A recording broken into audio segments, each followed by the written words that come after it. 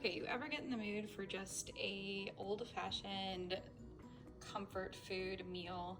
That's what I am in tonight. I recently lost my mother suddenly, and this was one of those things that she always made. This will be hamburger gravy and mashed potatoes with corn.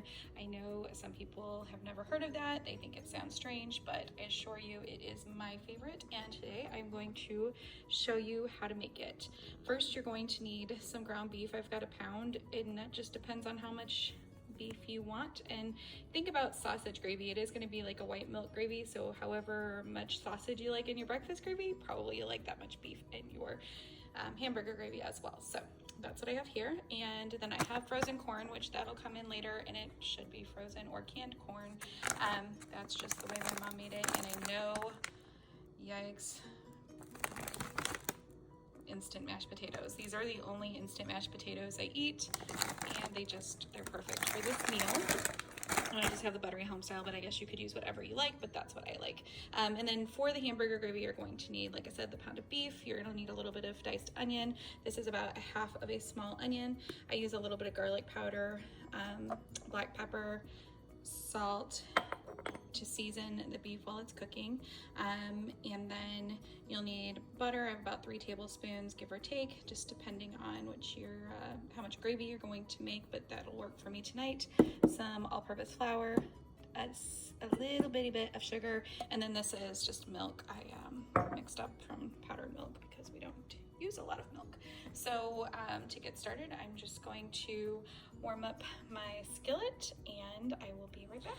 Okay, so my skillet is warmed up and it's about ready to cook. I'm just using some olive oil to put in my pan to saute my onions a little bit. Just brought this home from my recent trip to Greece, which was amazing. So yeah, I'm just going to put a little bit of oil in that pan, and that's it. So I'm just letting this onion saute until it is softened up, not quite translucent, and then I'll finish the onion with the ground beef as I cook that. Okay, so I've got some good caramelization on my onions. Now I'm just going to add my ground beef.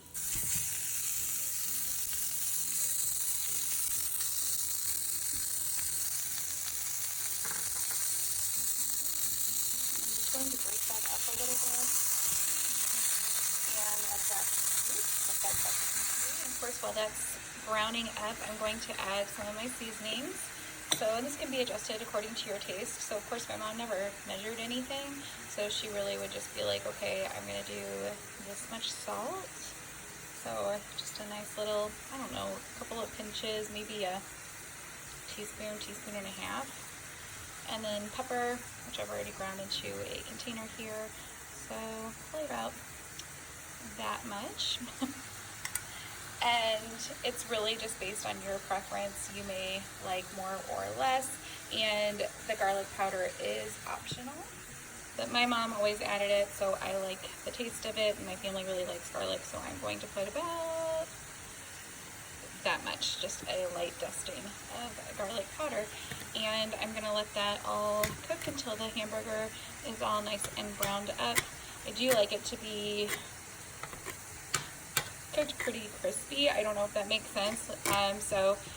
I'll caramelize it quite a bit, and then I will be back to show you what it looks like. Okay, so while my hamburger meat is still cooking, yummy, I'm gonna go ahead and prepare my potatoes. I am going to use the microwave instructions. So it says to heat 4 cups of water into a bowl, and then going to add the potatoes. So I'm just going to use this 4-cup measure and be right back. Okay, so I think that my beef is done to just about what I would like it to be. So I am now going to transfer it into this bowl that I had the onion cut up in earlier, and set that aside while I prepare my gravy. So I'm going to transfer that, and I will be right back. So I've set my beef aside, and now I'm just going to start with the gravy. First, there wasn't a whole lot of fat in the hamburger that I had, so I didn't really empty out the fat. So I'm just going to put my butter in there, let that melt down, and then I'm going to add a little bit of flour. Now, I don't know if I make gravy the quote-unquote right way, but I am doing it the way my mom always showed me how to do. And that is just to keep adding and other ingredients. So if you've got too much flour, add a little bit more butter or some bacon fat and thin it out. If you've got too much bacon fat, add a little bit more flour and just let it cook so that you can take some of that raw flavor out of the flour. So I'm just gonna let this butter melt down and incorporate into that flour. I can already tell I'm gonna need a little bit more flour, which is fine. And I like to get like a thick paste. Some people will do it all the way till you have almost like a, I don't know, dry, powdery, I don't know. I don't even, like I said, I don't know if I do it right, but I do it the way that my mom taught me. And that's the way I like it. You always like what you grow up on, I think. So yeah, I'm gonna definitely need a little bit more flour. So I'm just gonna add just a bit. Keeping in mind that you can always add to, but you can't take away. That's what I'm gonna do. I am gonna add just a little bit more flour. I am almost where I wanna be as far as the consistency goes. So I would say I've probably used maybe 1/4 cup of flour and 3 tablespoons of butter. And then whatever oil that was left over from my beef, which was not very much at all. It was really negligible at best. Oh, there's my water for my potatoes. Don't mind my loud microwave. Also, these pans that I have, I purchased, you know, they have to be induction safe because I do use an induction stove. So they've got this hexagon pattern. I don't know if you can tell on the bottom of them, and they're super loud when you stir with metal utensils especially, and I use a lot of stainless steel, so just adding just a teeny tiny bit more flour to soak up some of that, and then you can see I have a very thick paste. So another tip is, on occasion when my mom would make real mashed potatoes from scratch, she would reserve some of the potato water that she had boiled the potatoes in, and she would also use that in combination with the milk when she was making her gravy. So you could do that if you'd like, but this is the way I'm doing it today. So it's definitely, I can smell that it's browned up the flour nicely, and I don't want it to go too far, so I'm going to go ahead and start adding my milk. So I like to add my milk just a little bit at a time, just to make sure that I get the right consistency of my gravy to the thickness that I want. So I'm going to do about half of this jar. And whisk, so you don't have lumpy gravy. So this is kind of difficult to do. I should have put my phone on it, or my camera on a tripod. But here's what I'm doing. So I'm going to get this incorporated in, and I'll be right back. Okay, so I can tell that it's getting pretty thick. You can see that. So I'm going to add more of my milk.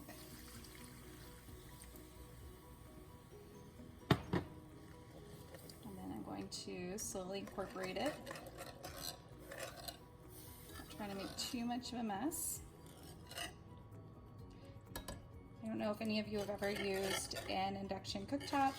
I happen to have this one. We've had it for about 6 months or so now, and I really like it. I like these pans, but they are super noisy, so my family doesn't particularly like them, and they're probably not the best for this video, but it's either this or cast iron skillets, and just didn't, my cast iron skillet isn't quite big enough to make a big batch of gravy, so I like to use this pan because it's a better size for that. But anyhow, so this is starting to thicken up again, and something that I learned on the Food Network, I believe, when I was younger, and I still watch the Food Network, but not as much as I used to. Alton Brown always did nice little cooking tutorials and gave me lots of education. And one of the things that he said that I never knew was that your flour is at its maximum potential for thickening when it has reached a boil. So I know that once this starts bubbling, that this is as thick as it's going to get. So that's quite thick for me. And so I'm going to add the rest of this milk now. And again, I'm just going to slowly incorporate it until it comes to a boil, and I can reassess whether or not I need anything further. Okay, And while that continues to come up to temperature and thicken, I'm gonna go ahead and make my beautiful instant potatoes. So just gonna open up the package. I already microwaved this water, so I know that it came to a boil. And just going to gracefully, or not so gracefully, we'll see how that goes, add that whole package of potatoes. And then I'm going to grab a whisk to just kind of, oh no, I'm overflowing. Not as graceful as I hoped. I might have to transfer this to another bowl. Be right back. Okay, so I transfer those potatoes into a better bowl, and I'm just going to use my spatula to fold them all into the water. And honestly, they smell delicious and buttery and really good. I'm excited to eat them with my hamburger gravy. I'd love to know if you guys try this recipe. Please leave me a comment down below. I know, you know, it may not be for everybody, and everybody has their own version of what comfort food is. And for some reason, this is it for me. Remember, I don't know that it was a big hit for the family, but it was always a big hit for me. And at the end, I'm going to show you how I plated it up, and I'm going to even explain to you how my mom used to plate it up as well. It's kind of a silly little story, but it's something for me, so I think I'll share it with you. So those are perfectly mixed now. So as you can see, my gravy is boiling again, and I think that is a perfect consistency for me. So what I like to do now is, as you can probably know, I didn't add any seasonings to the gravy as it was cooking. So, sorry, that's really loud. I'm going to turn the heat down so that it doesn't continue to scorch the milk and the flour, obviously. And I'm going to get a rubber spatula so that I can make sure that I'm scraping along the bottom. And then I am going to, and this is all a matter of taste, and that's what my mom used to do, and I used to always get to be the taster for this one. So add a little bit of salt and pepper. Even though we have it in the beef, you want to make sure you season both of those, the gravy and the beef. So I'm going to add, I don't know, about that much salt to start, and a few cracks of pepper. Some people really like a lot of pepper in their white gravy. I like to add about enough that I can see it in the pan, and then when I plate it, I like to add a little bit more, almost as a garnish. I don't know, that's how I've always done it, because that's the way my mom did it. So I'm gonna get that all kind of incorporated in. And remember, I said there was a teeny tiny bit of sugar. I have actually used stevia in this before, and that was pretty good as well. But I'm just gonna use, because I'm making it my mom's way, she never used stevia, I'm gonna use this much sugar. So let's say it's just over a half of a tablespoon.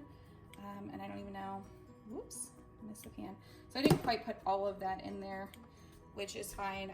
It doesn't need it. So I am going to now kind of get all of these ingredients incorporated in, and then I'm going to give it a taste and see if I've got it right. And if I've got it right, then the beef can go back in the gravy. If not, I'm gonna keep adjusting until I do have it to my preference so that I don't ruin my beef. And I will be right back. Okay, so I tasted it. It has plenty of sugar, like I suspected, but I think it needed a little bit more salt. So I think I added maybe another, it's hard to tell, half a teaspoon or so. So gonna get that all mixed in, see if that tastes any better.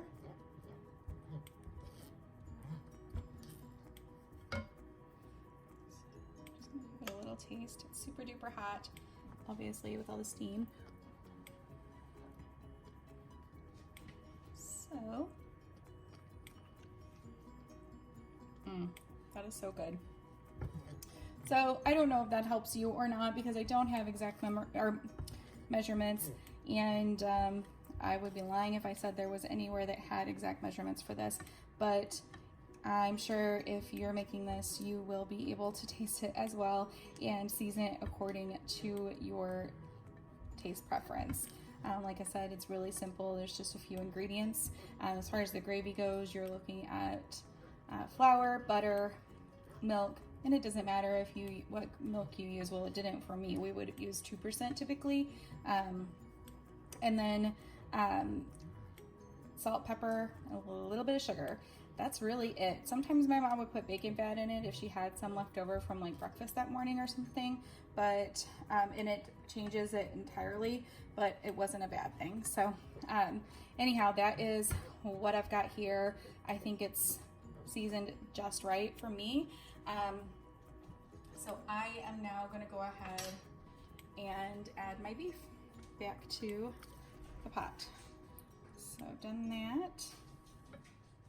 Okay, so I've added my beef back in. I'm going to kind of thoroughly combine it, and that's pretty much all you have to do for the hamburger gravy portion. So now I have the hamburger gravy and the mashed potatoes all done. I know it's not the most attractive meal, but it is delicious, I promise you. I do hope you'll give it a try. So I'm going to steam my corn real quick, again in the microwave, and I will be right back to plate it up for you. Okay, so I've got, my gravy is done, my potatoes are done, my corn is just out of the microwave. I'm just gonna mix it up with a little bit of salt, pepper, and teeny tiny bit of butter, if you can see that. Then I'm gonna stir it into here, and then I am going to plate this delicious dinner up. Okay, so I'm gonna plate this up. So first what you have to do is you put the potatoes into your bowl. You can put it on a plate if you like. I always like to eat it out of a bowl. It's almost like one of those KFC bowls, only no chicken. It's hamburger gravy instead. So if you've ever had those, so I like to, as most people do, put a little bit of potatoes in there and make a well so that the gravy has a place to go, but you have to build your walls really stable so that your gravy does not escape. And then I'm going to put of scoops of gravy in there. You can do as much as you want or as little as you want. And then even though it's kind of like a volcano and it's a little bit overflowing, that's okay, because really I'm going to mix it all together anyway. But then my mom would put a bunch of little corn soldiers around the moat. And I still eat it this way, even as a grown person, and I serve it to my kids this way. My oldest daughter loves this. My youngest daughter, not so much. I don't know if it's a presentation thing or she just doesn't like it, but we love it. And my husband he could go either way. And then finally, my mom and I always eat it with raw Vidalia onion. So I like to just stand a few slices in there. And then I will add just a little bit more salt.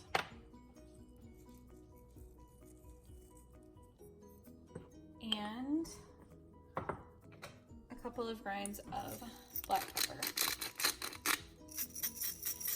And that is it. So if you make it, let me know what you think. If you make something similar, or if you have had something similar, I'd love to hear what your thoughts are about it. And I will talk to you next time. Thanks.